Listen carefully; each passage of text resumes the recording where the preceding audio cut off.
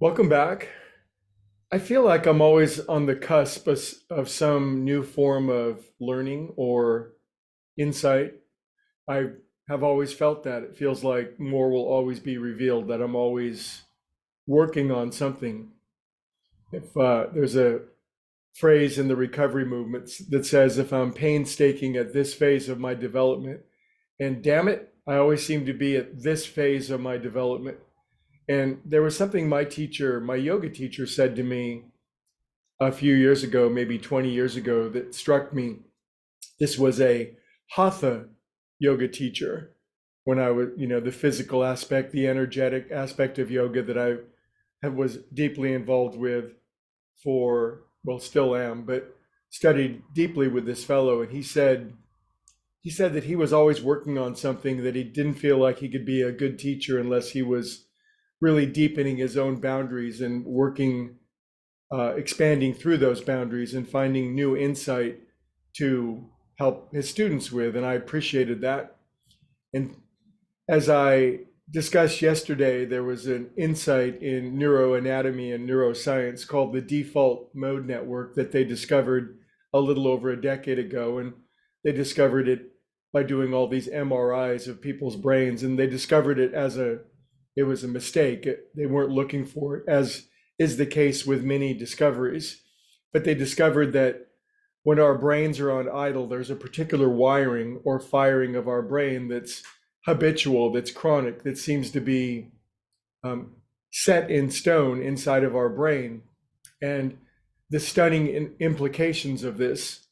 And the fellow who was, I watched YouTube on this, and a genius neuroanatomist, multiple degrees, PhDs, when he realized this and saw this, he basically, this is kind of blew my mind, but he said, I pretty much have given up on thinking because I've realized that whatever I think is just a machine going off, and there's really no such thing as free will. So I just try to keep my head as clear as possible. Now, to me, that is the avowed attitude of a confirmed materialist. But I believe that if you're on this call, that you're probably spiritual in nature, and you believe that consciousness, observation, introspection, prayer, a deep engagement of spiritual principles can lead to the most remarkable changes within us. In other words, however we've been shaped, we can change. Now, I just want to give one quick example of this, and I'm going to use my own experience, and I don't mean to dramatize this or to use this as some sort of justification in any particular way. But yesterday I said, when we go into meditation, we might feel, what does life feel like at its core?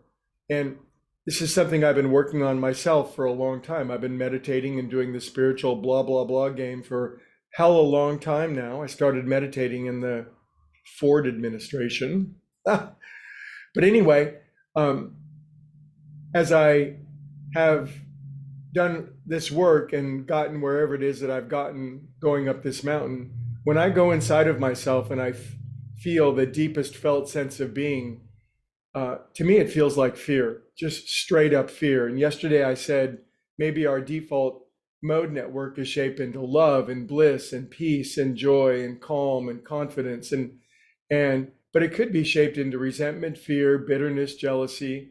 And of course, there's our friendly human friend, which is fear. And it's occurred to me in my own self-study that based on how my life started, the very first days and weeks of months of my life, something happened that, as I look back on it, there's no doubt how that could have shaped my early brain into simply a sense of nothing less than terror. And so what I notice is that, 66 years later, after years of meditating, that when I go inside of myself, there's that fear. It's like a big ball or a big knot. But I do believe that every day that I meditate, I'm transmuting. I'm actually, through observation, patience, prayer, asking, diligence, focusing, visualization, that every day I take some of that twist of my own nervous system. My own brain and nervous system is twisted so that it takes what could be perceived as love or joy or peace and turns it into fear. And that's just I guess you would call that a character distortion or defect. And sorry, that's what I have, but it doesn't mean that throughout all the years of my own meditation, I've participated in the rewiring of my own brain. And this is the miracle, I think, for us spiritual friends, is that the same neuroanatomist that discovered the default mode network, the infrastructure of our brain that's set in stone, also discovered neuroplasticity, which is really good news because it means that no matter what age we are or what trauma or experiences or memories we've had, that they can change, and they can change dramatically. Maybe not overnight. Some people get an overnight sudden white light experience. It's very rare. But most of us get what's called the educational variety. It's a spiritual incremental changing of our brain. And I feel that in meditation, when we go inside and we really honestly just check in with our emotional nature every day, see what it is, honestly observe it, and have a willingness to integrate it, assimilate it, catalyze it, transform it with the help of God, love, source, being, whatever infinite power there is in this universe. I don't care. I don't care what I call it. What I care is that I call upon it to heal me at depth. And so whatever it is that you're feeling, if it's a wonderful, deep sense of peace and calm on the inside, good for us, man. Good that that's the way that our brain is shaped.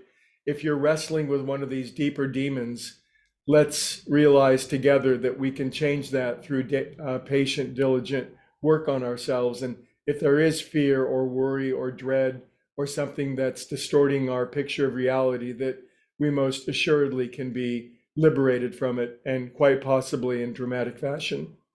Okay, go get them.